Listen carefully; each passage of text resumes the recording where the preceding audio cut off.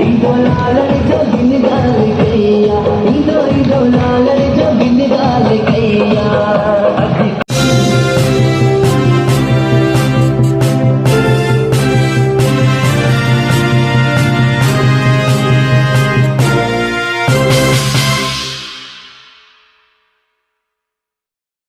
मैं P T Dara, general secretary Vidarbha Sindh Vikas Parishad. आज का यह प्रोग्राम एनसीपीएसएल और विदर्भ सिंध विकास परिषद द्वारा आयोजित किया गया था। प्रोग्राम बहुत अच्छा रहा।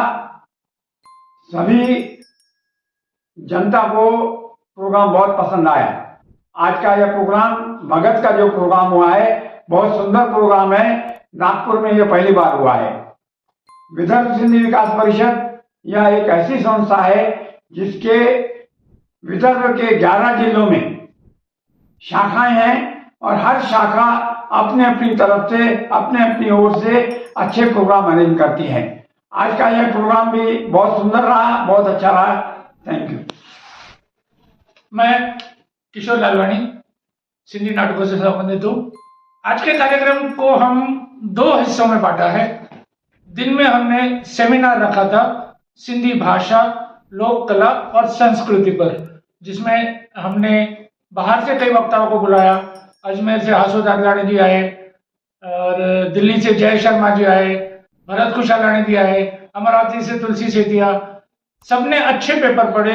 किसी ने सिंधी भाषा के बारे में पढ़ा, किसी ने भाषा का संस्कृति पे असर और लोक कला, लोकगीत, लोक नृत्य, सभी विषयों पर हमारे महानुभावों ने अच्छे विचार प्रकट किए। सिंधी भाषा विलुप्त होती जा रही है, ऐसे में आज के सेमिनार में क्या प्रयास किए गए? आज के सेमिनार में सिंधी भाषा को जिंदा रखने के लिए हमारी नई पीढ़ी को कैसे प्रेरित करें, इस बात पर बहुत जोर दिया गया। और खासकर आवाजी कल्चर जो है हमारी बोलने की, जिसमें हम भाषा बोलते हैं, लिपि तो बहुत देर से आई, पहले तो बोलना ही लोगों ने शुरू किया, उस संस्कृति पे जोर देने पर हमने विचार विमर्श किया।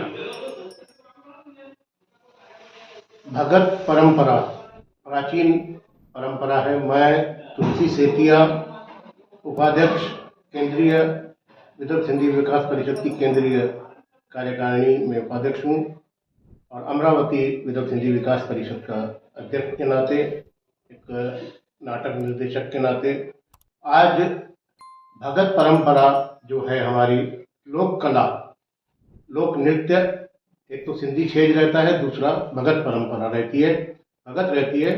तो आज अनिल भगत और थावर भगत ने एक ऐसा माहौल यहाँ पर बना दिया।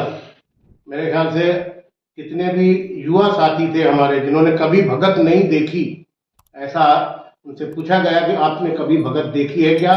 उन्होंने कहा हमने कभी देखी नहीं, आज पहली बार देखने को मिला। और ये बहुत बड़ा अच्छा आयोजन यहाँ पर हुआ। सभी का अभिनंदन करते हैं और अच्छी दुनिया और उनकी पूरी टीम का भी हम अभिनंदन करते हैं।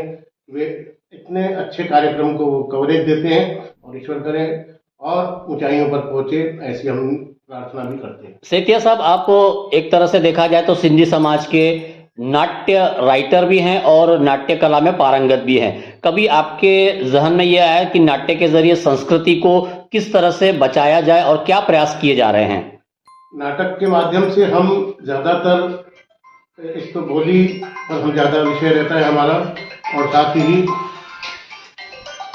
हम अपने इष्टदेव झूलेलाल जी पे नाटक है हमारा, महाराजा लाहिड़ सेन, संत कंवर राम जी और शहीद हेमू कालानी, जो हमारे इतिहास को हम भी दिखाना चाहते हैं। साहित्य के माध्यम से भी हम नाटकों में दिखाते हैं और हमारे राइटर किशोर लालवानी हैं और मेरी सिंधुड़ी की पूरी टीम इसमें कार्य कर रही है। मैं सभी का धन्यवाद करता हूँ, अभिनंदन करता हूँ। सर, ये भगत परंपरा कब से चलती आ रही है और इस परंपरा से इस सिंधी समाज को क्या दिशा मिली है?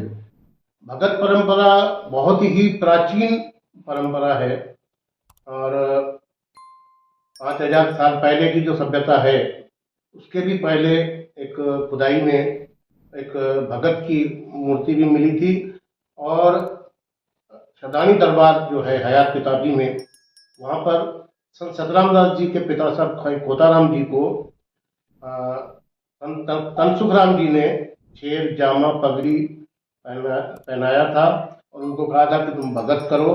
उसी परंपरा को संत सतराम दास जी ने आगे बढ़ाया, उसी परंपरा को साईं कंवरराम साहब जी ने आगे बढ़ाया। और सबसे ज़्यादा अगर भगत परंपरा को किसी ने ऊंचाइयों पर पहुंचाया तो अमर शहीद संत कंवरराम साहब जी ने।